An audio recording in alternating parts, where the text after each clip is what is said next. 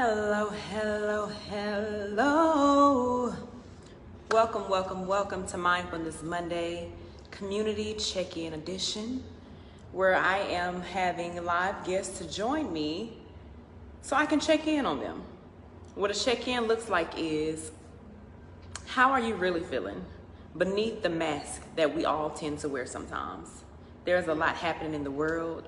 There is a lot happening in our personal lives. We have feelings. We feel different ways. But this is the space that I want to check in with you. If you are watching this, I want to check in with you. What that looks like is you just DMing me or you posted up under this post letting me know, hey, I need a check-in. Check in on me, okay? I hope everyone has been having an amazing Monday. Again, welcome to Mindfulness Monday.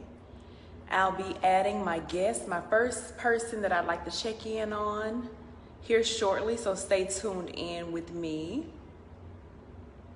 If you've been noticing someone, it could be just scrolling on your Facebook page, it can be on social media, it could be in real life. If you've noticed somebody that looks like, I wonder how they really feeling, and you want to just check in on them, send me their information and I will check in on them, okay? If you're that person, again, just DM me. If my first guest is ready, we're gonna begin with our check-in. Let me know that you are ready.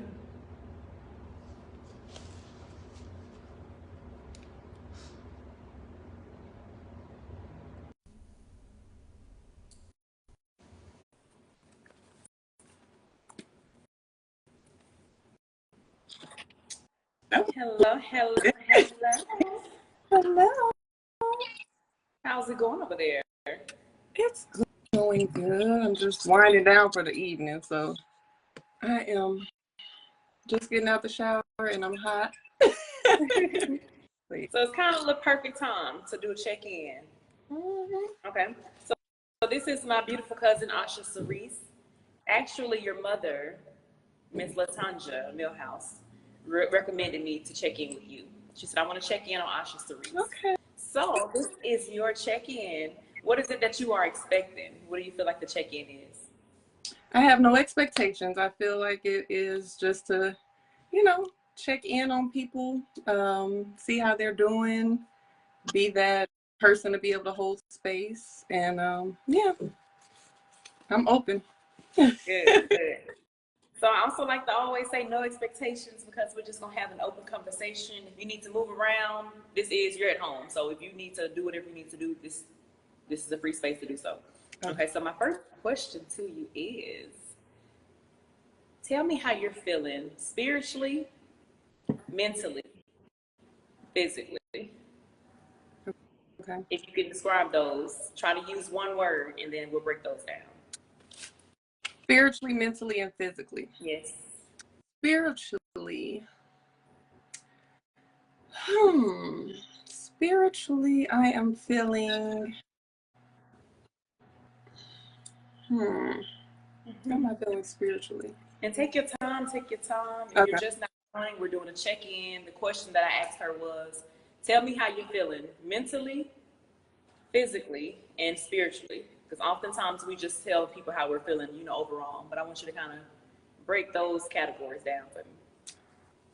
I would say spiritually, I am feeling. I'm starting to feel more. I'm trying to make sure I'm answering it appropriately for spiritually. I'm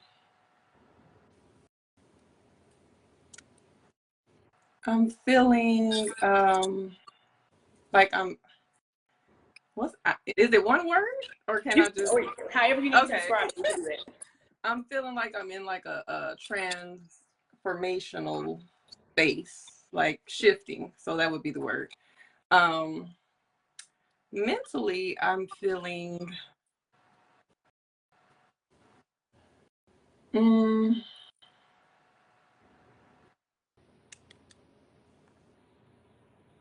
I'm feeling like I have been feeling overwhelmed and like a need to get things done and everything. But now I feel more, I've given myself more grace. So I feel kind of like, I don't know if settled would be the word. I feel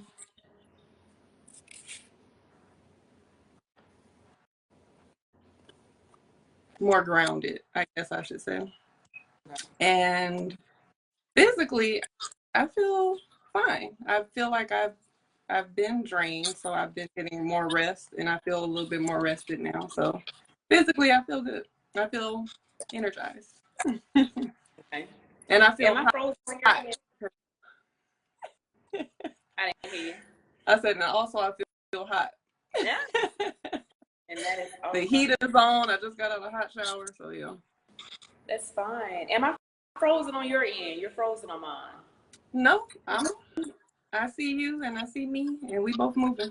We're both moving. Okay, And we keep moving. both just did the same thing. No, we didn't. No, we did not. We both just literally did the same sway side to side. You'll have to show it to me. I hope it's on your end because I can't see nothing over here. Okay. I'd love to see that again. Okay. So just reflecting on your week, I know you mentioned that you've been feeling a little overwhelmed and you feel like you're in a transformative state.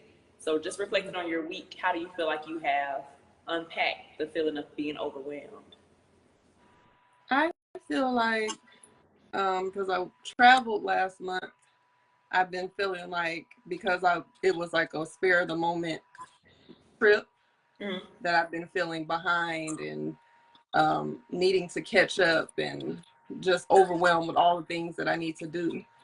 So initially my way of dealing with that was to just kind of like remind myself to be present and take things one step at a time and create a to-do list and just understand that I can only do one thing at a time. So just check it off and relax. And then this week I've been like, well, you know what? Every year around this time, like kind of after daylight savings time ends and the days start getting shorter and it's darker, it's colder through the holiday season, it's pretty much like this. It's like people are taking off, people are more chill.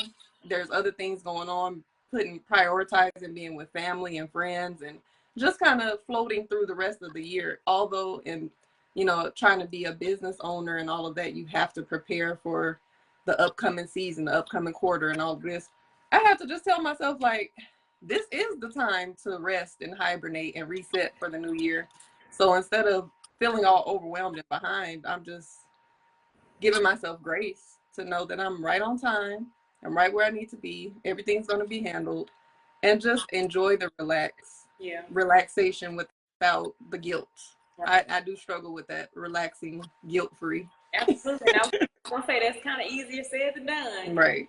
That relaxing without guilt and doing anything without feeling guilty for neglecting or doing anything with other areas of your life too. Yeah. So I mentioned like being an entrepreneur and being a business owner and the seasons shifting and also the season shifting with our moods, the season shifting with families. It's just a lot of different shifts happening. So how do you feel like you stay grounded in the shift? Because it happens. How do you stay grounded in that? Just number one, prioritizing rest and getting organized. I'm not really as much of an organized person. Like I'm more of a floaty, free spirit, do things as I, need them to get done. Last minute procrastinator, handle business, but it's going to be at the last minute. So, but I know that when I am more organized, when I have a plan, when I have structure, it's helpful. So if I can get to the organization and the structure and plan, like as you see, my calendar here is empty. I had just erased October like a couple of days ago. And I was gonna say, what month you in? What month? Right, it's almost December. So I was like, well, let me just start working on December because November is floating through. So it does help when I have organization and structure. It's just a matter of me getting to that. And it's so easy for me to help other people with strategies and structure and balance. But for myself, it's just like, well, where do I start? So rest, getting organized, and just giving myself grace. Again, like letting go of the guilt. Like I deserve to rest and relax too. I don't always have to be busy. I don't always have to be handling something. I don't have to always have it together. So just giving myself grace. Absolutely. And That's so important because we don't give ourselves enough grace. Again, life is happening and it's happening to all of us in different ways. But just giving yourself grace is something that we often give ourselves guilt for as well, creating this space. So when it comes to, again, your organizing, getting organized, have you tried just like scheduling a day for that? Or how does it work when you schedule out days to do the things that you say you need to do too? I have tried scheduling out days, and I will sit there and look at that calendar and be like, I'm just, Not today. you know, the way my mind works and the way I work, it's really, I be looking at different videos of people posting about ADHD and ADHD and autism in adults, and I'd be like, is that me? Because my mind works a little differently, and when it comes to just sitting down, I get distracted, and so I'll set a date, and I'm like, this is the day that I'm gonna get my calendar for 30-day calendar. So I'm finding that it's easier for me to either schedule shorter amounts of time, or there's a certain method that I use that works for me. Like, I've tried different methods, but like scheduling things out 4 weeks at a time in a certain way kind of helps me. So just literally having to do it is the main thing. Yeah, that's what I was going to ask you. Like, as far as, we think of traditional systems, check to-do lists and scheduling days. That may work for some people, and it may not be what works best for you. Yeah. And it's okay for us not to try to fit ourselves into the norms of what things should look like. So that's what I was going to ask you. Yeah. What works? What do you know works best when it comes to you getting things done? What do you need to help you with those things? Definitely. It definitely helps when I just break things down. Like, if I'm doing, it depends on what type of list I'm creating. If it's like something to do around the house and things like that, or like tasks, just general tasks, to-do lists do kind of help me, because it's like, it's not just in my head, it's written down. It's something that I can check off and eliminate. And when it comes to like strategies, when it comes to content and all of that, it helps to break it down by having themes, and having like music really helps me because I love music. So like, if I know that I want to start creating reels for whatever topic that I'm working with, sometimes I use music as inspiration. So I'll be like, okay, this song goes great with this topic, and this is how I'm going to break that down. So just using different things that inspire me. Yeah. Ooh, what else inspires you? You mentioned music inspires you. What else is inspirational to you? Oh. Music is one of my things. Cooking sometimes is, one of my go-tos for inspiration. What does that mean? Like, what does that look like when it comes to cooking? Because I love to cook when I cook, but it's not something that I want to do every day, like 3 times a day. If I had to have to go in there and cook 3 times a day every day, somebody gonna be hungry because I ain't gonna be able to do it. But when I am inspired, it is inspiring to cook. Just my mom is inspiring. The women around me, people around me inspire me. And just some of my future goals, like knowing who my future self is and who I am working towards being, is inspiration to me. And my younger self inspires me too. Just tapping into what I've always loved. And I'm really an introvert in real life, but I do enjoy some parts of like human connection and getting people together and capturing candid moments. I'm always behind the camera, behind the scenes, behind the microphone. So other people's stories inspire me. I love like biopics and documentaries of people's story. Like, that's really something that inspires me a lot. And as I've gotten older, I've gotten more emotional. So I don't know what it is about watching people's stories. I will watch it and be crying the whole time. Like Tina Turner's story, not What's Love Got to Do with It, but like her actual documentary, in tears, just seeing her talk about how she wanted to perform as a rock star in front of stadiums of people, and then like seeing her actually doing that, in tears, bawling. Mary J. Blige's story, when I watched Selena, crying. So other people's stories and their journey through life, and making their dreams come into fruition. That inspires me too. Yeah, that's beautiful. Now I'm gonna ask you a personal question. You can answer it if you want to, but it just made me think of something. But when it comes to like your younger self and thinking about who you are becoming, what is it that you see when you're thinking about your younger self that makes you, that keeps you motivated to become who you're becoming? I think as a young girl, I think I've always been somewhat of an introvert because growing up as the only child, like you kind of get used to being in your own energy and making your own fun and, entertaining yourself. But I was always, a people person when I'm around people. I could get along with anybody. I could make people laugh. I was a class clown. I had a certain type of humor. Yeah. I had an old soul, always attracted older people to, like, literally got grown women as my friends, my little boyfriends. They mamas love me. Yeah. So just like tapping into that energy and realizing that I'm still her and I'm still making her dreams come true. Even if she didn't quite know what she wanted to do, just keeping that energy and keeping that essence of her alive. So Beautiful. yeah. That's beautiful. And a lot of times we neglect our younger child, our inner child. We forget, like you said, who that person was. Yeah. So understanding what that person looked like for you is sometimes like the motivator. Oh yeah. It can be the motivator. So I want to go backwards before we go forwards. Okay. How you feeling right now, though? I'm gonna do a mid check-in. I'm feeling good. I'm finally cooling down. Okay. I'm asking the question again. Yeah. How you feeling without saying good? Fine, okay, straight, and all right. I feel comfortable. Hey, that's very different from good now.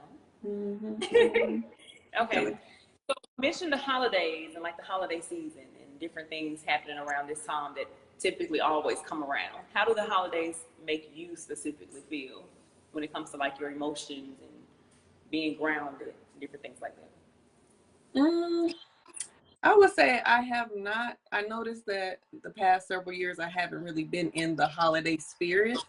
And I always credit it to not really having younger kids around because I remember the joy of Christmas time and holiday season as a child. Like it was so exciting, I used to create my Christmas list and decorate it and all of that was exciting.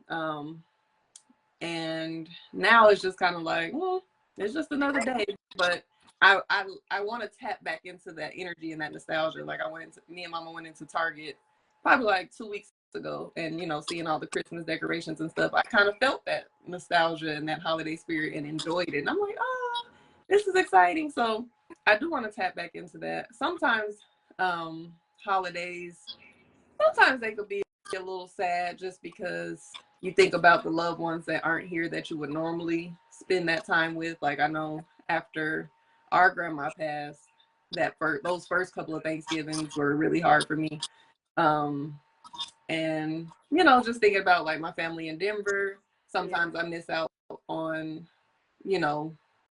they gonna always get together, and holidays is when we all just congregate. If it was not at my grandma's house, it was at my aunt's house. And so I'm watching it happen from my phone. So sometimes it makes me feel a little bit like I'm, miss them a lot. Yeah.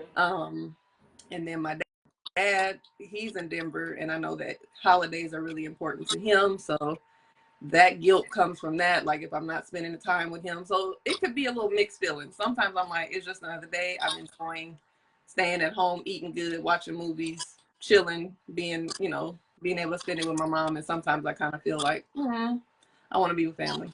Yeah, I get that too. And a lot of that too, sometimes it's like our inner child remembering all of the ways that we used to feel in those moments, and we're literally feeling the expressions of them now. Like something's supposed to be happening more than right now. Something's supposed to be happening. So when it comes to like family and knowing that that's something, like we're in the holiday season and Thanksgiving is in a few days, so knowing those different thoughts and feelings that could come up, like how do you feel like you are getting ahead of some of those feelings that could create sadness when it comes to not being with some of your family?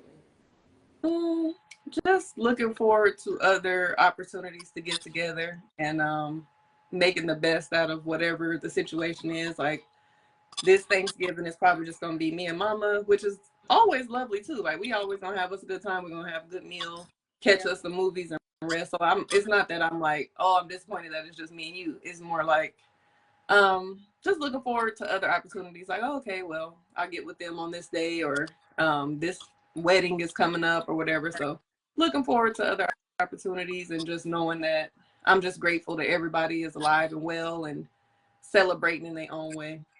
Yeah. Now, again, this is a question that you can answer if you'd like to, and then we're going to wrap up after this. But I know you mentioned a few loved ones that have passed. Like, how do you feel like you incorporate those feelings, or, you know, cater to just holding yourself a little tighter when it comes to those feelings for your lost loved ones?